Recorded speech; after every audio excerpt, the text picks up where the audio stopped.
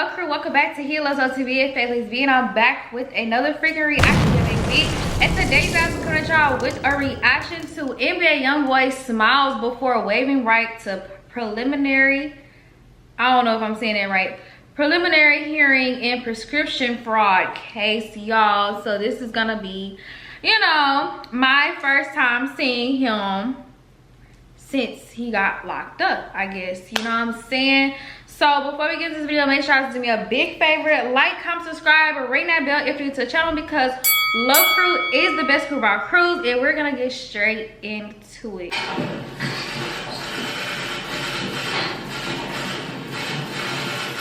Bro, why every time this man go to jail, he end up looking like a Mexican man, like his name is Juan or something, like every time this man get locked up, he end up looking like a Mexican man, like, but he's cute, he look cute though. But what's going on? Like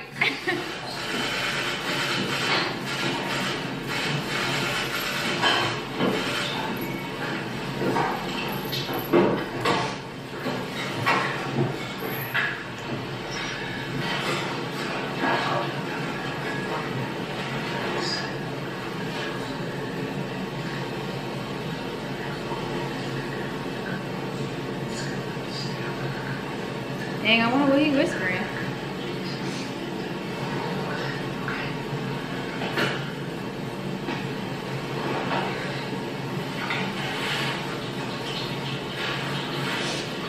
Free my man, bro. Free my man. All rise. Court for the first judicial district of the state of Utah and for the county of Pat is now in session. The Honorable Judge Spencer. Dang, the judge look kind of, oh, I was about to say he look kind of young. All right, good morning. Let's call the case of State of Utah versus Kentrell Deshaun Golden, case 241100468. Counsel, please state your names for the record. Aaron Chauncey for the state. Drew Fillon in Sacramento on behalf of Mr. Baldwin. All right, we're here today for a preliminary hearing and a bail hearing. I've had the opportunity to meet with the attorneys in chambers, and it does appear that there has been some type of arrangement reached between the parties. Mr. Finley, would you like to go ahead and state that for the record, please? Yes, Your Honor. Dang, he said that fast. Counsel for the state. Why you say that shit so fast? Yes, Your Honor. He didn't even let the man finish his sentence. I gotta go back. I'm sorry, y'all. Between the parties. Mr. Finley, would you like to go ahead and state that for the record, please? Yes, Your Honor. Your Honor, counsel for the state and myself have been in negotiation really since yesterday, throughout this morning, and I've explained those negotiations to Mr. Baldwin. We are going to waive a preliminary hearing in this matter. In exchange for that, a bond will be set at $100,000. Mr. Baldwin will be able to use a commercial company to make that bond. That will be an aggregate bond covering everything in total, as contained in the charging instrument. All right.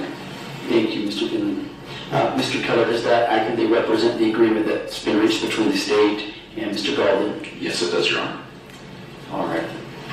Mr. Golden, have you had enough time to speak to your attorneys about this decision to waive your right to your preliminary hearing? Yes. All right. Do you understand that the standard at a preliminary hearing is a much lower burden of proof that the government would have to meet than at trial? So instead of proof beyond a reasonable doubt, it's a lower burden of proof, which is there a reasonable belief that a crime was committed by you? And the court has to be all the evidence that it would receive in a light most favorable to the government, to the prosecution. Understanding that legal standard and having had discussions with your attorneys, do you hereby waive your right to your preliminary hearing? Yes. All right. The court finds that Mr. Golden has knowingly and voluntarily waived his right to his preliminary hearing. He will be bound over for trial on all the charges set forth in the information, the charging document in this case. Bail will be set through stipulation of the parties at $100,000. That will be bondable. And in talking to the attorneys, it sounds like they would like to set this out for an arraignment at a later point in time. Mr. Finley, would you like to go ahead and articulate anything specific related to that? Yes, Your Honor, as discussed in chambers, and I explained to Mr. Golden, even if it's set up for arraignment, say in 60 days, the court has made it clear through discussion with counsel, if there is a resolution well before then, we're welcome to come back before Your Honor at any point in the future. Okay, very good. So we'll set Mr. Golden's arraignment out in about 60 days.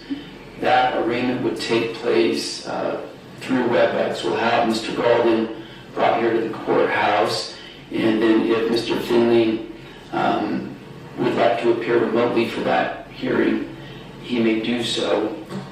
Also, if the attorneys reach some sort of resolution prior to those 60 days expiring, then just reach out to Angie and we'll get that on my calendar in a timely fashion. Angie, a date about 60 days out for that arraignment on a Monday morning probably. July 1st, at what time? 9?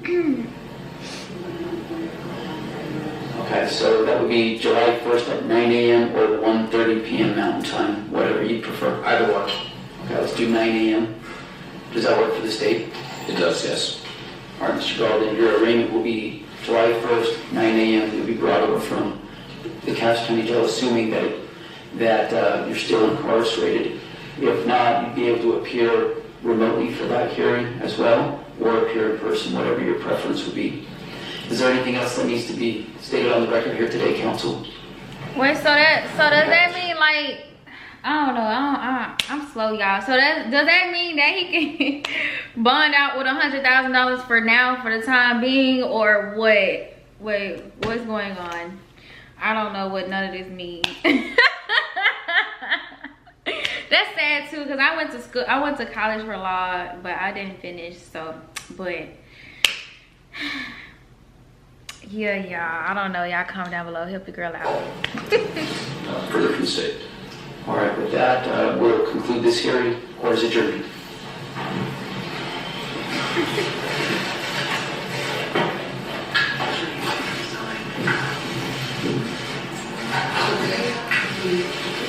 Aw, he looks so sweet.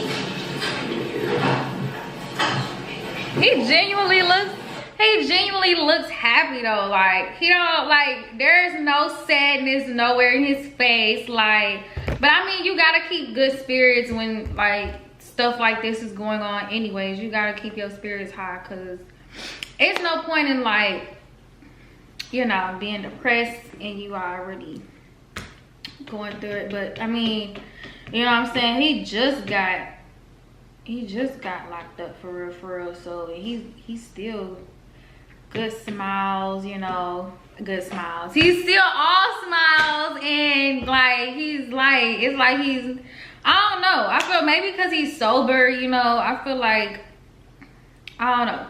Anyway, Youngboy, he's just, I don't know, he's just been sad a lot, you know, in Utah. Like, his mood was always like down for real. Like, he was always down, but like, he seemed happy as fuck right here, sober, happy as hell. Like, did y'all see that smile? Hold on.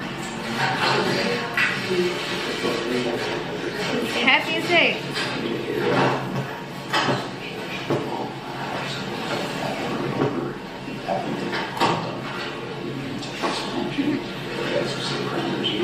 I wish my man the best.